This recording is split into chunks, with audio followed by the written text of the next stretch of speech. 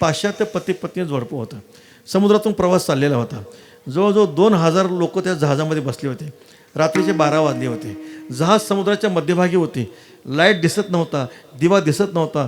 समुद्राच्या भयंकर लाटा ऐकू येत होत्या. महाराज 2000 लोक सुमारे त्यामध्ये होते. रात्रीचे 12 वाजले होते. पण काय दुर्दैव असं सांगता येत नाही. जो जहाजाचा ड्रायव्हर होता, कमांडर होता, त्यांनी सांगितलं, ऐका ऐका, आपलं दुर्दैव असं आहे की 20 मिनिटामध्ये जहाज पाण्यामध्ये बुडणार आहे. ज्याला जसं आपल्याला तुमचं रक्षण करायचं आहे तसं रक्षण करा. आता कोण रक्षण करणार आहे? जिकडं तिकडं समुद्र पाणीच पाणी आहे.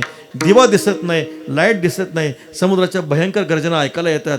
सगळेजण ईश्वराचा धावा करतात, श्री अनंत मधुसूदना पद्मनाभांना रक्षण करा, रक्षण करा, रक्षण करा. ते पती पत्नी असतात. त्यातला जो पती असतो तो शांत बसलेला असतो. पत्नी पळत पळत येते, पतिराजाच्या चरणावर मस्तक ठेवते. महाराज, तुमच्या चेहऱ्यावर काही चिंता दिसत नाही, भीती दिसत नाही, तुम्हाला काळजी वाटत नाही. 20 मिनिटामध्ये आपण मरणार, तुमच्या चेहऱ्यावर कसलीच चिंता वाटत नाही.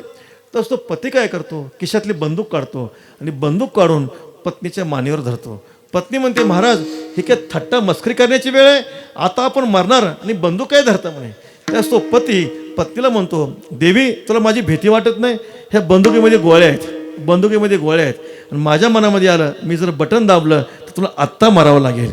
ती पत्नी आपल्या मालकाला म्हणते, महाराज, मला खात्री आहे, मला खात्री आहे, तुम्ही माझ्या मानेवर जरी बंदूक धरली तर तुम्ही बटन दाबणार नाही, मला पूर्ण खात्री आहे. त्यास तो पती पत्नीला म्हणतो, देवी, तुझी जशी खात्री आहे मी बंदूक धरल्यावर बटन दाबणार नाही, तसा माझा देवावर पूर्ण विश्वास आहे. जहाज पाण्यात बुडलं तरी देव माझं रक्षण करणार आहे. विठ्ठल विठ्ठल.